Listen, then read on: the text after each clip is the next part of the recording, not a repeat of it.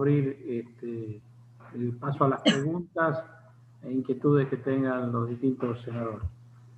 El señor Roberto Vázquez Ferreira es el doctor en Derecho de la UBA, profesor titular de Daños y de Obligaciones en la Facultad de Derecho de la Universidad de Rosario, ex juez de Distrito Civil y Comercial, ex presidente del Instituto de Derecho del Consumidor del Colegio de Abogados de Rosario, ex profesor titular de Derecho del Consumidor, PUCA, autor de libros y monografías en la materia.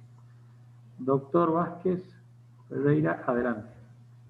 Señoras senadoras, señores senadores, realmente es un honor para mí estar hablando frente a los integrantes del más alto cuerpo legislativo de la República. Uno está acostumbrado a hablarle a los alumnos, yo vengo del ámbito académico, sobre leyes, pero no estoy acostumbrado a hablarle de leyes a los que hacen las leyes, que son ustedes. El tema sobre el que me toca exponer es cómo enfocamos la responsabilidad civil en este proyecto de ley de defensa del consumidor, aunque a mí también me gusta lo de código, y después en todo caso diría por qué, ¿no? Brasil, que ha estado en la delantera en esta materia, tiene su código de defensa del consumidor ya desde hace unas cuantas décadas. Estamos tratando uno de los temas de mayor sensibilidad, ¿no es cierto? Junto con el tema del medio ambiente, creía que son los dos grandes temas que merecen una especial tutela en el siglo XXI. Y así es como lo ha venido tomando la comunidad jurídica en general, ¿no? Tema importantísimo. Kennedy, nadie puede negar la habilidad política que tenía. Y el Día del Consumidor, que se festeja el día 15 de marzo, es en conmemoración a aquel famoso discurso de Robert Kennedy frente al Congreso de los Estados Unidos, cuando él dijo, todos somos consumidores. Es decir, que cuando estamos legislando para los consumidores, estamos legislando para todos, no solo para los maestros, las maestras, los abogados, abogadas, trabajadores, no, para todos. Consumidor es el trabajador, es el abogado, el profesional, el político, todos somos consumidores. De ahí la importancia de esta materia. Como yo les decía, Brasil nos lleva a cierta delantera. Nosotros tenemos una ley del año 1993, que ya por la fecha, obviamente, quedó desactualizada. En 1993 no existía prácticamente Internet. Y yo les puedo garantizar que las últimas 15, 20 o 30 compras que acabo de hacer, las hice por Internet. Obviamente, en la ley actual, el tema de compras electrónicas, el tema de Internet, no está regulado. Como tantos otros temas más. ¿Por qué? Porque es una ley que, repito, del año 1993. Nosotros en este anteproyecto, o en este proyecto, que ya es proyecto, hemos querido darle modernidad. Y yo estaba pensando, ayer cuando estaba releyéndolo, me encuentro, por ejemplo, con una norma, que es la norma del artículo 117, que se refiere a la obligación de seguridad, que la redactamos, yo calculo que habrá sido en el año 2018, más o menos, y parece que lo hubiéramos redactado pensando en la tragedia que ocurrió en Villa Gesell en enero de este año. ¿Por qué? Porque en ese artículo 117 contemplamos la responsabilidad del proveedor, del organizador de un evento, etcétera, por los daños que puedan sufrir los consumidores, no solo dentro del establecimiento, sino dentro del ámbito físico de incumbencia. Yo lo hago muy corto ahora, pero no cabe duda que lo ocurrido en Villa Gesell, con el famoso tema de los rugbyers y este pobre chico que fue brutalmente y cobardemente asesinado, no cabe duda que estaría regulado por esta ley de defensa del consumidor. Por otro lado, como yo les decía, yo vengo del ámbito académico, lo mío es la universidad. Y los universitarios también tenemos, o los académicos, nuestro mundial, ¿no? Y hasta ahora en materia de derecho del consumidor lo viene ganando Brasil. Porque Brasil tiene una norma de mucha más avanzada, tiene un código muy superior a nuestra ley, que repito, que ha quedado desactualizada.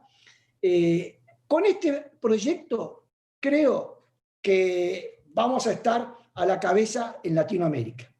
Esto lo pude comprobar el año pasado en una participación en una asamblea de Naciones Unidas, donde fui invitado precisamente como académico, y en donde en charlas con especialistas de todo el mundo, todos pedían más información, pedían el proyecto, porque realmente decían, es fantástico, es maravilloso, contempla los temas de los consumidores, con una visión del siglo XXI, fíjese el tema de los hipervulnerables, en una situación era como la pandemia, ¿no es cierto? Bueno, Y en cuanto al tema de la responsabilidad civil, que es concretamente lo que se me pidió a mí que hable, Argentina siempre en materia de derecho de daños o responsabilidad por daños ha estado a la cabeza, ¿no es cierto? El derecho de daños, como yo les decía, ha sufrido alguna evolución. Históricamente, para que alguien sea responsable, tenía que haber obrado con culpa o con dolo. Luego el derecho empezó a interesarse por los más débiles, por las víctimas del daño, y dijo, no, mirá, todo aquel que sufre un daño injusto tiene derecho a una indemnización, tiene derecho a que ese daño le sea indemnizado. Y esa fue la segunda evolución, que ya la tenemos en el Código Civil y Comercial, aprobado por este Congreso de la Nación, en el año, o hace 5 o 6 años atrás, si no me traiciona la memoria, en 2014 creo que se aprobó, ¿no? Que entró en vigencia el 1 de agosto del 2015. Bueno, y fíjense que ahora en esta nueva evolución del derecho de daños, hay daños en los cuales la persona dice, yo no estoy dispuesto a soportar ese daño. Hay daños que no son tolerables, porque todos estamos dispuestos a soportar determinados daños, pero hay daños que la indemnización llega mal, llega tarde o no sirve. Hay daños frente a los cuales la sociedad los quiere evitar. Fíjense lo que pasa en este momento. Yo soy de Rosario, problema de las quemas en las islas. ¿De qué va a valer el día de mañana una indemnización? ¿A quién? Por los daños de la quema de la isla. La ciudadanía lo que quiere es que esto termine. Y aparece así el fenómeno de la prevención de daños. Fenómeno de la prevención de daños, que en materia ambiental y en materia de consumidor tiene un rol fundamental. Hay daños que no podemos permitir que ocurran. Tenemos que evitarlos antes de que ocurran. Si ocurren, tenemos que lograr que cese. Y si el daño ya está, tenemos que tratar de disminuir sus efectos, sus consecuencias. Esto lo contemplamos en este proyecto de ley o de Código de Defensa del Consumidor, la llamada función preventiva del derecho de daños. Evitar que el daño ocurra, si el daño está ocurriendo, que cese, y si el daño ya ocurrió, disminuir sus efectos. Otro capítulo que contemplamos, que es uno de los más tradicionales del derecho del consumidor, casi como que nace el derecho del consumidor, en la responsabilidad civil por productos elaborados. Estos nuevos productos que son lanzados al mercado, ¿no es cierto?, productos industrializados, que pueden presentar una serie de defectos. Normalmente se habla de defectos de diseño. Hay toda una línea de productos que tienen un defecto. El caso del Ford Pinto, ustedes recordarán, en Estados Unidos, una película muy, muy linda que se hizo con Jane Hackman, en donde la Ford lanza al mercado un automóvil, el Ford Pinto, que tenía un error de diseño y que se sabía que iba a producir daños, y produjo daños. Ese es un defecto. El otro defecto que puede tener un producto, el defecto de diseño, es el defecto de fabricación, en donde un producto determinado fue mal fabricado. Todos los autos están bien diseñados, pero a uno le ajustaron mal la tuerca, le pusieron mal el freno y eso generó un daño. Y después también los defectos de información. No hay una información adecuada respecto del uso del producto. Hay un caso que yo siempre lo doy en la facultad porque es tragicómico, ¿no es cierto? En Estados Unidos, cuando aparecen los hornos de microondas, ahora todos sabemos cómo se usan, pero cuando aparecen los hornos de microondas, década del 60, 70, una señora, él tenía un gatito, el gatito se le había mojado por la lluvia y no tuvo mejor idea que ponerlo en el microondas para que se seque. Por supuesto, imagínense, pobre gato, ¿no? Le mandó al fabricante de microondas y lo condenaron porque no había cumplido, el fabricante del microondas, con el deber de información, de cómo debía usarse, cuáles eran los peligros. Por eso hoy en día cuando compramos cualquier aparato tecnológico, si viene de afuera, viene con un manual así, con cuanto a las advertencias de uso, etcétera, etcétera, etcétera. Y el último defecto puede ser el defecto de conservación. En la jurisprudencia se recuerdan 2 casos que fueron paradigmáticos. Los 2 ocurrieron en el mismo restaurante en la ciudad de La Plata. Resulta que era una intoxicación masiva, en un caso por comer palmitos en mal estado y en otro caso morrones en mal estado. ¿Por qué? Habían sido mal conservados, o se había roto la cadena de frío. Bueno, todo esto genera una responsabilidad objetiva que compromete la responsabilidad de todos los que participan en la cadena de fabricación, distribución, importación e incluso de quien pone el nombre o pone su marca. Si yo voy a comer una hamburguesa y tengo 2 lugares de hamburguesas, uno enfrente del otro, y el otro es Pepito Hamburguesas, y el otro ya sabemos cuál puede ser, nos damos nombre para no hacer publicidad, Y yo voy a que tiene ese muñequito, ¿no es cierto? Porque sabemos que está en todo el mundo, que las hamburguesas son buenas. Está bien, pero decís, no, pero es un concesionario, es un mero, tiene nada más que el nombre. Sí, bueno, pero le permitieron poner el nombre. Yo fui ahí por la confianza que me genera el nombre ese, y por eso, bueno, también responde quien puso su nombre, su marca en el producto. Y como les decía, con una responsabilidad objetiva. Responsabilidad objetiva que por supuesto se rompe, deja de haber responsabilidad cuando el daño que sufre el consumidor obedece a su propia negligencia, a su propia culpa o dolo, pero que debe ser juzgado con un criterio restrictivo. ¿Por qué?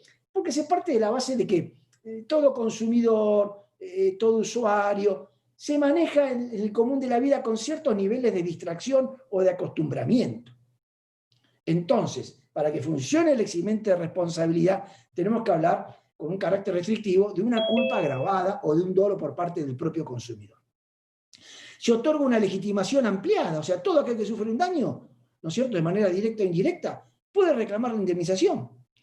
Es decir, que se trata de normas tuitivas, que ponemos al derecho argentino a la altura del siglo XXI, lo ponemos a la altura de las legislaciones más modernas del mundo. Repito, por primera vez nosotros poníamos los ojos en el derecho brasilero, por primera vez ahora los brasileros están poniendo los ojos en este proyecto de ley, porque, repito, contempla las cuestiones más modernas, más novedosas que presenta la realidad social en la que vivimos. La responsabilidad de todos estos que han participado en esta cadena de fabricación, de distribución, de productos, etcétera, es una responsabilidad concurrente, o sea que frente a la víctima van a responder todos. Porque claro, supóngase que se produce una intoxicación masiva, comieron hamburguesas y hubo 10 personas que han fallecido. A esos familiares que han sobrevivido, que han perdido a su ser querido, ¿a quién le van a ir a reclamar la indemnización? A lo mejor el dueño de este local, del local tal, en la ciudad de Rosario, es una sociedad que no tiene nada, ni el local está a su nombre.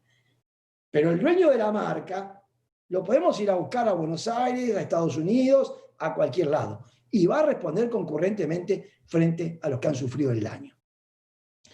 Se contempla también el tema de los riesgos de desarrollo, que vaya que ahora, en la actualidad, con esto de que estamos viviendo, esta tragedia que estamos viviendo, el coronavirus, con las vacunas y todo lo demás. Yo le voy a dar un ejemplo que ocurrió hace muchos años atrás en Estados Unidos, porque con el tema actual uno, la verdad que fue el tema de la talidomina, que fue un medicamento que se le dio a todas las mujeres, pero que después muchas de ellas, cuando nacían y tenían sus hijos, los hijos nacían con graves defectos, producto del uso de la talidomina. Claro, cuando la talidomina se comercializó, no se sabía que podía producir eso.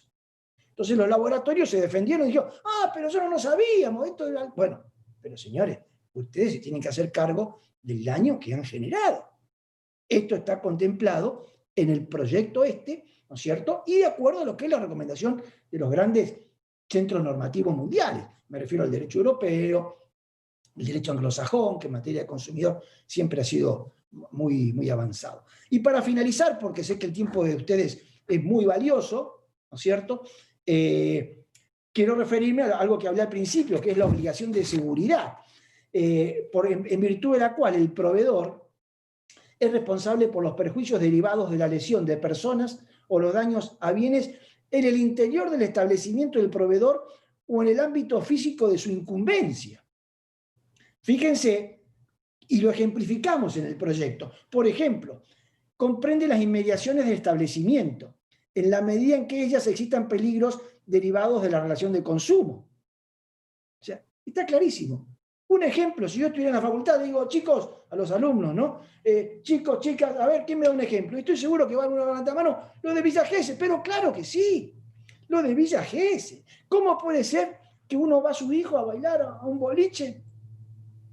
Pueden pasar, sabemos las cosas que pueden pasar, lamentablemente, ¿no es cierto? Y salen a la calle y lo agarran entre 20 a patadas en el piso, y lo del boliche, no, acá no pasa nada, nosotros lo agarramos, lo levantamos, lo tiramos a la calle. Que se maten en la calle, no, ¿cómo que no es problema? Es problema de ustedes. Es lo que le estamos diciendo acá en este proyecto de ley. ¿Y cómo es problema de ustedes? Señores, ustedes tienen que tener seguridad no solo adentro, sino que tienen, por lo menos en el área donde pueden generarse conflictos vinculados a la relación de consumo que se da adentro, como de hecho ocurrió. Bueno, en definitiva, traté de hacer el resumen más rápido, más compacto posible. Por supuesto que estos temas hemos dado charlas de horas, cursos, ¿no es cierto?, posgrados. Pero lo sí que quiero decir que se trata de una normativa, un proyecto de normativa de avanzada que contempla las realidades propias de la hora actual, que se han visto incrementadas con esta tragedia que estamos viviendo de la pandemia a nivel mundial. Hemos cambiado nuestros hábitos de vida y pareciera como que cuando nosotros redactamos el anteproyecto, es como que teníamos la bola de cristal y veíamos que se venía esto, porque muchas de las normas que hemos puesto en este cuerpo o intento de cuerpo normativo serían de aplicación inmediata a todas estas cuestiones que están ocurriendo ahora con esta bendita pandemia, ¿no es cierto?, de la cual tenemos que cuidarnos y mucho. Así que esto es a grandes rasgos, ¿no es cierto?, lo que hemos propuesto para este código de defensa. Repito, a mí me gusta hablar de código de defensa del consumidor como los brasileros. Si esto sale aprobado, nos vamos a sentir orgullosos todos los argentinos, más con las reformas, que si hay alguna palabra, alguna cosa, perfecto, pero el hecho de que esto cobre cuerpo de ley va a hacer que los argentinos, una vez más, nos sintamos orgullosos por el nivel, en este caso, de la ciencia jurídica, de la legislación y de los cuerpos normativos de nuestro país. Les agradezco mucho la atención a todas las señoras senadoras, señores senadores, asesores, etcétera, etcétera, etcétera, por este honor que me han dado en escucharme. Muchas gracias. Muchas gracias, doctor.